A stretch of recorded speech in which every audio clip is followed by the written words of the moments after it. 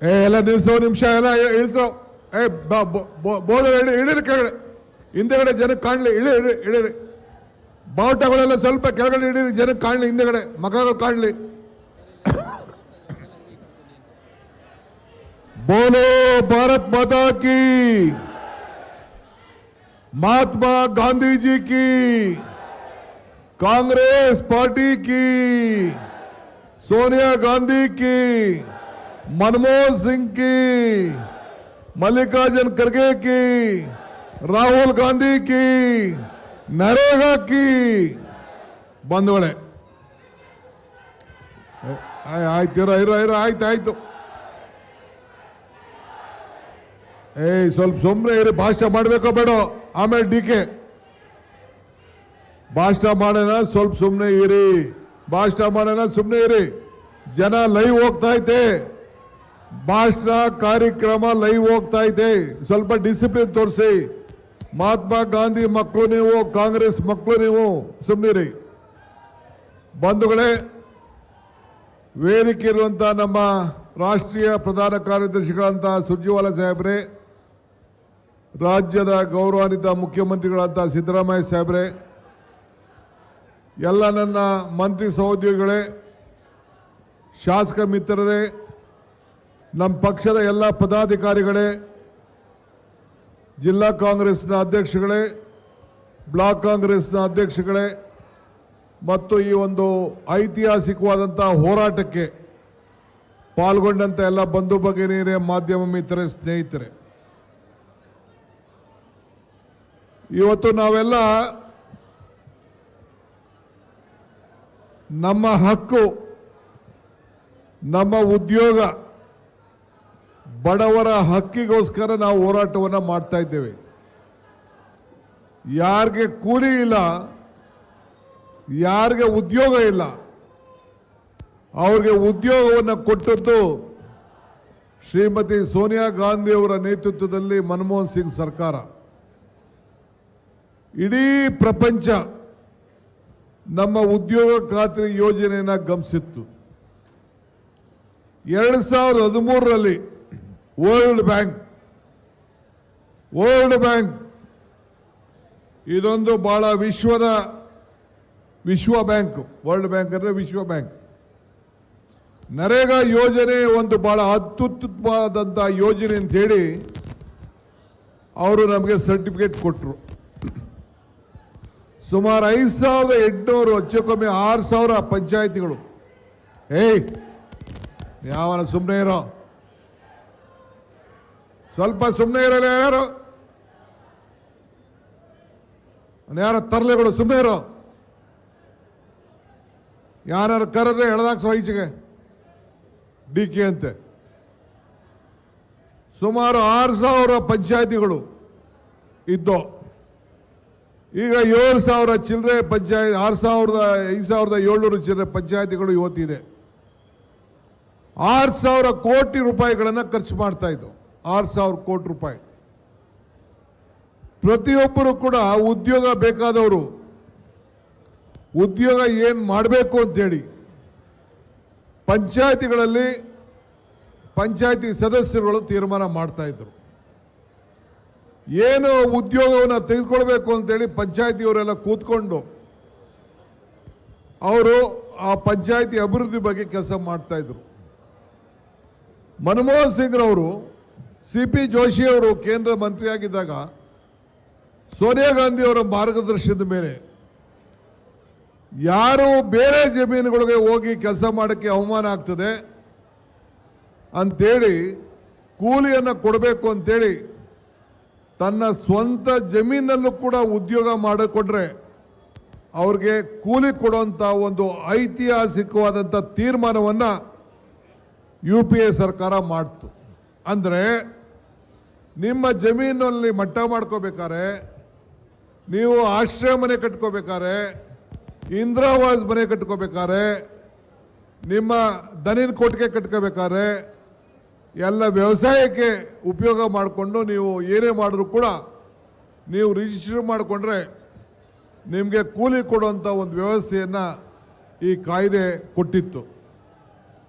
ಇದು ದೊಡ್ಡ ಆಂದೋಲನ ರೀತಿ ನಡೀತಾ ಇತ್ತು.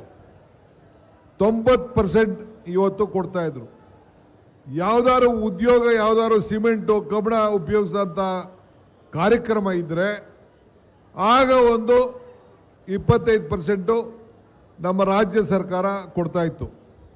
ಇಂಥ ವ್ಯವಸ್ಥೆಯಲ್ಲಿ ಇತ್ತು.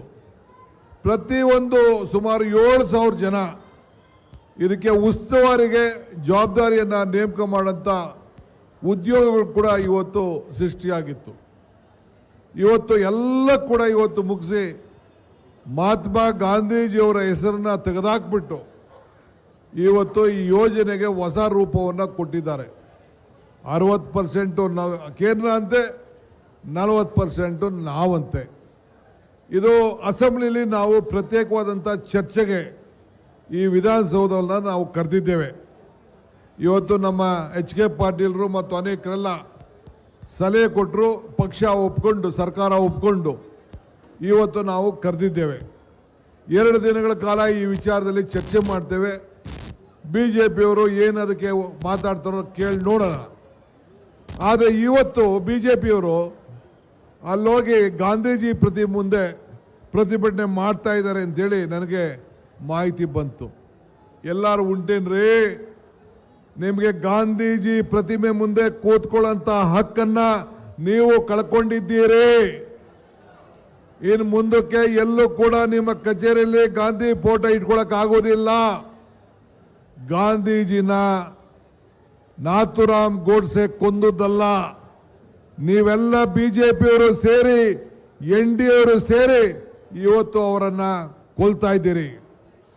ಯಾವ ಕಾರಣಕ್ಕೂ ಅವರ ಹೆಸರನ್ನ ಕೊಲ್ಲಕ್ಕೆ ಸಾಧ್ಯ ಇಲ್ಲ. ಹಳ್ಳಿಗಳ ಉದ್ಧಾರದ ಯೋಜನೆ ನರೇಗಾ. BJP ಅದಕ್ಕೆ ಒಂದು ರೋಗವನ್ನು ತಂದು ಕೊಡ್ತಾ ಇದ್ದೀರಿ ಹಳ್ಳಿಗಳಿಗೆ. ಗಾಂಧೀಜಿಯವರನ್ನ ದ್ವೇಷದಿಂದ ನೀವು ಕಾಣ್ತಾ ಇದ್ದೀರಿ. ಅದಕ್ಕೆ ನಮಗೆ ನಿಮ್ಮ ಕಾಯ್ದೆ ಬೇಡ. ನಾವು ಇವತ್ತು ಹೋರಾಟ ಮಾಡ್ತಾ ಇರೋದು, ಪ್ರತಿಭಟನೆ ಮಾಡ್ತಾ ಇರೋದು, ನಮ್ಮನ್ನು ಬೇಕಾದ್ರೆ ಪೊಲೀಸವರು ಮಂತ್ರಿಗಳ ಸಮೇತ ಬೇಕಾದ್ರೆ ಬಂಧಿಸಲಿ, ನಾವು ಕೇರ್ ಮಾಡೋದಿಲ್ಲ. ಸರ್ಕಾರ ಇಟ್ಕೊಂಡು ಬೇಕಾದ್ರೆ ನಾವು ಜೈಲಿಗೆ ಹೋಗಿ ರೆಡಿ ಇದ್ದೀವಿ. ನಾವು ಈ ನರೇಗಾನ ವಾಪಸ್ಸು ಹೆಂಗೆ ರೈತರು ಹೋರಾಟ ಮಾಡಿ ವಾಪಸ್ಸು ಕೇಂದ್ರ ಸರ್ಕಾರ ವಾಪಸ್ ತರ್ತು, ಆ ರೀತಿ ನಾವು ಈ ಹೋರಾಟವನ್ನು ನಾವು ಮುಂದುವರಿಸುವಂಥ ಕೆಲಸವನ್ನು ನಾವು ಮಾಡ್ತೇವೆ. ನಾನು ಒಂದು ಮಾತು ಹೇಳ್ತೀನಿ, ಕನಕಪುರ ನನ್ನ ಕ್ಷೇತ್ರ, ವರ್ಷಕ್ಕೆ 200 ಕೋಟಿ ರೂಪಾಯಿ ಬಂದು ನೋಡಿ. ದೇಶದ ನಂಬರ್ 1 ತಾಲೂಕು ಅಂತೇಳಿ ಸೆಂಟ್ರಲ್ ಗೌರ್ಮೆಂಟು ಇನ್ವೆಸ್ಟಿಗೇಷನ್ ಮಾಡಿದ್ರು. ಏನೋ DK ಹೊಡೆದ್ಬಿಟ್ಟವನೇ ದುಡ್ಡು ಅಂತ ಪ್ರೈಸ್ ಕೊಟ್ಟರು. ಯಾಕೆ ಕೊಟ್ಟರು ಪ್ರೈಸ್? ಆ ಕುಮಾರಸ್ವಾಮಿ ಏನೋ ಮಾತಾಡ್ತಿದ್ದಂತೆ, ಬರಲಿ ಚರ್ಚೆಗೆ ಸಿದ್ಧ ಇದ್ದೀನಿ ನಾನು. BJPಯವರು ಬರಲಿ ಚರ್ಚೆಗೆ ಸಿದ್ಧ ಇದ್ದೀವಿ ನರೇಗಾಗೆ. ಆಯ್ತಾ? ನಿಮ್ದು ಏನಿದೆ ಅಂತ ಯಾರು ತಪ್ಪು ಮಾಡಿದರೆ 20 ವರ್ಷದಿಂದ ನಡೀತಾ ಇದೆ, 10 ವರ್ಷದಿಂದ ನಿಮ್ಮ ಸರ್ಕಾರ ಐತಲ್ಲ, ಏನು ಮಾಡಿದ್ರಿ? ನಾವುಗಳು ಕೆಲವು ಪಂಚಾಯತಿಗಳು ಏನೋ ಹೆಚ್ಚು ಕಮ್ಮಿ ಆಯಿತು ಅಂತೇಳಿ ನಾವು ಕೆಲವು ಕ್ರಮವನ್ನು ಕೈಗೊಂಡಿದ್ದೇವೆ. ಯಾರೋ ಒಬ್ಬರು ಇಬ್ಬರು ತಪ್ಪು ಮಾಡ್ತಾರೆ ಅಂತಾರೆ ಮೂಗರೆ ಕುಯ್ದು ಬಿಡೋಕ್ಕಾಗ್ತಿದ್ದಾ? ಸಾಧ್ಯ ಇಲ್ಲ. ಒಂದು ಹೇಳಲಿಕ್ಕೆ ನಾನು ಬಯಸ್ತೇನೆ, ನಮ್ಮ KPCC ಎಲ್ಲ ಪದಾಧಿಕಾರಿಗಳು ಎಲ್ಲ ಸೇರಿ ನಮ್ಮ ಉಗ್ರಪ್ಪನವರ ಮುಖಂಡತ್ವದಲ್ಲಿ ನನಗೊಂದು ಪತ್ರ ಬರೆದಿದ್ದಾರೆ, ನಮಗೆ ತಿಳಿಸಿದ್ದಾರೆ. ಏನಂದ್ರೆ 6,000 ಪಂಚಾಯತಿಗಳೇನಿದೆ, ಗಾಂಧೀಜಿ ಹೆಸರನ್ನು ಅಳಿಸ್ಲಾಕ್ಲಿಕ್ಕೆ ಸಾಧ್ಯ ಇಲ್ಲ. ಮುಂದಿನ ದಿನದಲ್ಲಿ ಗ್ರಾಮ ಪಂಚಾಯತಿಗಳಿಗೆ ಮಹಾತ್ಮ ಗಾಂಧೀಜಿಯವರ ಹೆಸರನ್ನು ಇಡಬೇಕು ಅಂತೇಳಿ ಸರ್ಕಾರಕ್ಕೆ ಅವರು ಸೂಚಿಸಿದ್ದಾರೆ. ಇದು ಪಕ್ಷದ ತೀರ್ಮಾನ. ನಾವು ಮುಖ್ಯಮಂತ್ರಿಗಳಿಗೆ ಆ ಮನವಿಯನ್ನು ನಾವು ಕೊಟ್ಟಿದ್ದೇವೆ. ಸೊ ಅದಕ್ಕೆ ಮುಂದಿನ ಗಾಂಧೀಜಿ ಹೆಸರು ಶಾಶ್ವತವಾಗಿ ಉಳ್ಕೊಂಡಿರಬೇಕು. ಹಳ್ಳಿಗೆ ಒಂದು ಶಾಲೆ, ಹಳ್ಳಿಗೆ ಒಂದು ಸಹಕಾರ ಸಂಘ, ಹಳ್ಳಿಗೊಂದು ಪಂಚಾಯತಿ ಇರಬೇಕು ಅಂತೇಳಿ ಮಹಾತ್ಮ ಗಾಂಧೀಜಿಯವರ ದೊಡ್ಡ ಸಂಕಲ್ಪ ಇತ್ತು. ಸೊ ಆ ದೊಟ್ಟಿನಲ್ಲಿ ಇವತ್ತು ನಾವು ಮುಂದಿನ ದಿನದಲ್ಲಿ ಎಲ್ಲ ಗ್ರಾಮ ಪಂಚಾಯತಿಗಳಿಗೆ ಮಹಾತ್ಮ ಗಾಂಧೀಜಿಯವ್ರನ್ನ ಹೆಸರನ್ನ ಸೇರಿಸುವಂಥ ಕೆಲಸವನ್ನು ನಾವು ಕಾರ್ಯಕ್ರಮವನ್ನು ರೂಪಿಸ್ತೇವೆ. ಕೇಂದ್ರ ಸರ್ಕಾರ ಹಿಂದೆ ನರೇಗಾದಲ್ಲಿ ಕೊಡಬೇಕಾದಂಥ ಹಣ ಕೊಡಲಿಲ್ಲ, ಅವರು ಕೊಡಲಿಲ್ಲ.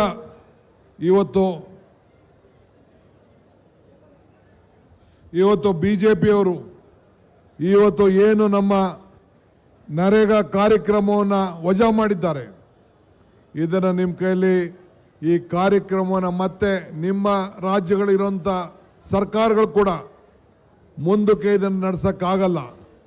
ಈಗ ಚಂದ್ರಬಾಬು ನಾಯ್ಡು ಅವರು NDA ಮಿತ್ರ ಪಕ್ಷ ಅವ್ರು ಏನು ಹೇಳಿದ್ದಾರೆ, ಇದು ಸಾಧ್ಯ ಇಲ್ಲ ಅಂತ ಹೇಳಿದ್ದಾರೆ. ಇದನ್ನು ವಾಪಸ್ ನೀವು ರೋಲ್ ಬ್ಯಾಕ್ ಮಾಡಲಿಲ್ಲ ಅಂದರೆ ನಿಮ್ಮ ಸರ್ಕಾರಕ್ಕೆ ಆಪತ್ತು ಬರ್ತದೆ. ಈ ಎಚ್ಚರಿಕೆ ಗಂಟೆಯನ್ನು ಚಂದ್ರಬಾಬು ನಾಯ್ಡುರವರು ನಿಮಗೆ ಕೊಟ್ಟಿದ್ದಾರೆ. ಇದು ಗಮನದಲ್ಲಿಟ್ಕೊಳ್ಳಿ. ನೀವು ಬೇರೆ ರೀತಿನ ಸಹಾಯ ಮಾಡ್ತೀನಿ ಅಂತ ನೀವು ಹೇಳಿರ್ಬೋದು, ಇದು ಈ ದೇಶಕ್ಕೆ ಮಾಡ್ತಾರಂಥ ಒಂದು ದ್ರೋಹ. ಒಂದು ಕಣ್ಣಿಗೆ ಬೆಣ್ಣೆ, ಒಂದು ಕಣ್ಣಿಗೆ ಸುಣ್ಣ, ಇದನ್ನು ನೀವು ಹಾಕ್ತಾ ಇದ್ದೀರಿ. ಆದ್ದರಿಂದ ಇವತ್ತು ಈ ನಿಮ್ಮ ಚಿಂತನೆಯನ್ನು ಬಿಡಬೇಕು. ನಾವು ಹೋರಾಟವನ್ನು ಮುಂದುವರಿಸ್ತೇವೆ. ರಾಜ್ಯಪಾಲರವರಿಗೆ ನಿಯೋಗವನ್ನು ನಾವು ತೆಗೆದುಕೊಂಡು ಹೋಗ್ತಾ ಇದ್ದೇವೆ. ನಮ್ಮನ್ನೆಲ್ಲ ನೀವು ಪೊಲೀಸವರು ಬಂಧಿಸೋರು ಚಿಂತೆ ಇಲ್ಲ. ನಾವು ಯೋಚನೆ ಮಾಡದೆ ಈ ಹೋರಾಟವನ್ನು ನಾವು ಮುಂದುವರೋಣ. ಇದು ನಮ್ಮ ರೈತರ ಬದುಕಿಗೆ, ರೈತರ ಕೂಲಿ ಕಿತ್ಕೊಳ್ತಾ ಇದ್ದೀರಿ, ರೈತರ ಹಕ್ಕು ಕಿತ್ಕೊಳ್ತಾ ಇದ್ದೀರಿ, ಪಂಚಾಯಿತಿ ಹಕ್ಕನ್ನು ಕಿತ್ಕೊಳ್ತಾ ಇದ್ದೀರಿ. ಇದನ್ನೆಲ್ಲ ಉಳಿಸ್ಲಿಕ್ಕೆ ಈ ಕಾರ್ಯಕ್ರಮವನ್ನು ನಾವು ಮಾಡಿದ್ದೇವೆ. ಸೊ ಅದರಿಂದ ಮುಂದಿನ ದಿನದಲ್ಲಿ ನಮ್ಮ ಹೋರಾಟ ಮುಂದುವರಿತದೆ. ಪ್ರತಿ ಪಂಚಾಯಿತಿಗೂ ಎಲ್ಲ ನಮ್ಮ ಈ ಒಂದು ಕಾರ್ಮಿಕನ ಕರ್ಕೊಂಡು ತಾಲೂಕು ಹೆಡ್ ಕ್ವಾರ್ಟರ್ಸ್ನಲ್ಲಿ 5 ಕಿಲೋಮೀಟರ್ ಪಾದಯಾತ್ರೆನ ಮುಂದಿನ ದಿನದಲ್ಲಿ ನಾವು ಕಾರ್ಯಕ್ರಮವನ್ನು ರೂಪಿಸಿದ್ದೇವೆ. ನೀವೆಲ್ಲ ಪಂಚಾಯಿತಿ ಮಟ್ಟದಲ್ಲಿ ಕಾರ್ಯಕ್ರಮವನ್ನು ಮಾಡಬೇಕು, ಇದಕ್ಕೆ ಸಿದ್ಧತೆಯನ್ನು ಮಾಡಿಕೊಳ್ಬೇಕು.